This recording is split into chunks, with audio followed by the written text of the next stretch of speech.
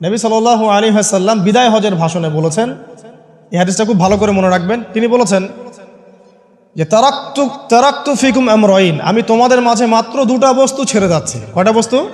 দুটা বস্তু। লান তাদিল্লু মা তামাসসাকতুম বিহিমা, তোমরা কোশ্চিনকালেও পথভ্রষ্ট হবে না যতদিন পর্যন্ত এই দুটাকে আঁকড়ে ধরে থাকবে। ঠিক আছে, তোমরা কোশ্চিনকালেও পথভ্রষ্ট হবে না যতদিন পর্যন্ত এই দুটাকে তোমরা শক্ত করে আঁকড়ে ধরে থাকবে। অন্য হাদিসে আছে দাঁতের মাড়ি দিয়ে কামড়ে থাকবে। আপনি সামনের দাঁত দিয়ে কিছু কামড়াতে গেলে কিন্তু টান দিলে ছিঁড়ে যাবে, যাবে না? দাঁতের মাড়ি দিয়ে যদি শক্ত করে ধরেন এত সহজে কিন্তু টান দিলে ছিঁড়বে না। এই জন্য নবীজি বলছেন সাল্লাল্লাহু আলাইহি ওয়াসাল্লাম দাঁতের মাড়ি দিয়ে কামড়ে ধরে থাকবে কোরআন এবং সুন্নাহকে। সেই দুটো বস্তু কি? নবী সাল্লাল্লাহু আলাইহি ওয়াসাল্লাম বলছেন, একটা হচ্ছে কিতাব আল্লাহ, আল্লাহ পাকের কিতাব মানে কি? আল কোরআন। ওয়া সুন্নতি নবীহি মানে নবীর সুন্নাত অর্থাৎ হাদিসগুলো। কোরআন এবং সুন্নাহ মিলে ইসলাম। এই ইসলামটাই হচ্ছে আল্লাহ রাব্বুল আলামিনের মনোনীত সর্বশেষ দিন, সর্বশেষ টেস্টিমেন্ট। মানে আদম আলাইহিস সালামও তো মুসলিম ছিলেন, নূহ আলাইহিস সালামও মুসলিম ছিলেন, ঈসা আলাইহিস সালাম, মুসা আলাইহিস সালাম, ইব্রাহিম আলাইহিস সালাম, এই যে লক্ষ লক্ষ নবী রাসূল, তারা মুসলিম ছিলেন না? সবাই মুসলিম ছিলেন, কিন্তু সর্বশেষ যে বিধিবিধানগুলো আল্লাহর পক্ষ থেকে এসেছে সেটা কি? কোরআন এবং সুন্নাহ এবং ইসলামের এই নতুন রূপটা, সর্বস্বীকৃত সর্বনতুন যে রূপটা, এটা কিয়ামত পর্যন্ত থাকবে ইনশাআল্লাহ। তো ইসলাম চির প্রাচীন এবং চির নতুন, চির আধুনিক। আমরা কি বোঝাতে পারছি? এখন এই ইসলামটা কি পরিবর্তনযোগ্য? উত্তর না। আল্লাহ পাক সূরা মাইদা 3 নম্বর আয়াতে বলছেন, আল ইয়াউমা আকমালতু লাকুম দীনাকুম ওয়া আতমামতু আলাইকুম নি'মাতি ওয়া রাদিতু লাকুমুল ইসলাম দীনান।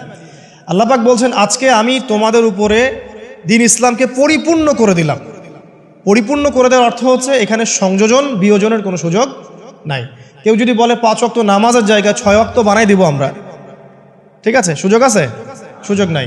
জাকাতের বিধানটা খুব কঠিন মনে হয়, জাকাতের নিসাবটা একটু কমাই দিব, পারবে? ইসলামের চুল পরিমাণ কিছু ঢোকানোর বের করার কোনো সুযোগ নাই। কেন নাই? কারণ আল্লাহ পাক এই দিনটাকে পরিপূর্ণ করে দিয়েছেন।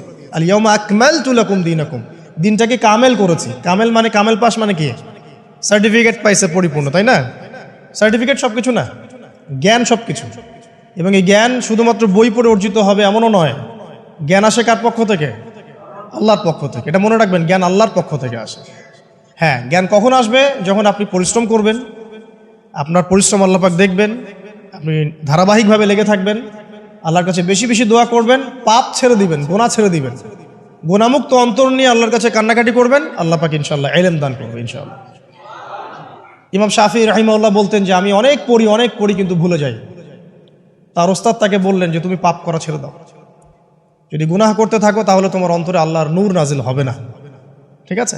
গুনাহ মুক্ত অন্তর নিয়ে ইলম চর্চা করতে হয়। আল্লাহ পাক তৌফিক দান করুন, আমিন। আর ইলম অর্জন করে যদি অহংকার আর হিংসা চলে আসে তাহলে সেই ইলম হবে শয়তানের ইলম। শয়তান প্রচণ্ড আলেম ছিল, কিন্তু ইবলিস কি ছিল? আলেম ছিল। সে কিন্তু আলেম আর আবেদ ছিল, সে ইলম অনেক অর্জন করেছিল এবং আল্লাহ পাকের প্রচুর ইবাদত করত, কিন্তু তারপরেও কেন সে জাহান্নামী হলো? কারণ একটাই, আবা ওয়াস্তাকবারা, সে উদ্ধত হয়েছিল, অহংকার করেছিল। ইসলাম পরিপূর্ণ, এখানে সংযোজন বিয়োজনের কোনো সুযোগ নাই। এখন ইসলাম ছাড়া অন্য কোনো দিন মানলে কি হবে কিনা? আল্লাহ পাক সূরা আলী ইমরানের মধ্যেই বলছেন, ওয়ামাই ইয়াবতাগি গায়রাল ইসলামি দীনান ফালা ইউকবালা মিনহু, কেউ যদি ইসলাম ছাড়া, এই পরিপূর্ণ দিনটা ছাড়া অন্য কোনো জীবন ব্যবস্থা তালাশ করে, তার পক্ষ থেকে কোশ্চিন কালেও কোনো আমল কবুল করা হবে না। এটা কার কথা? আল্লাহর কথা।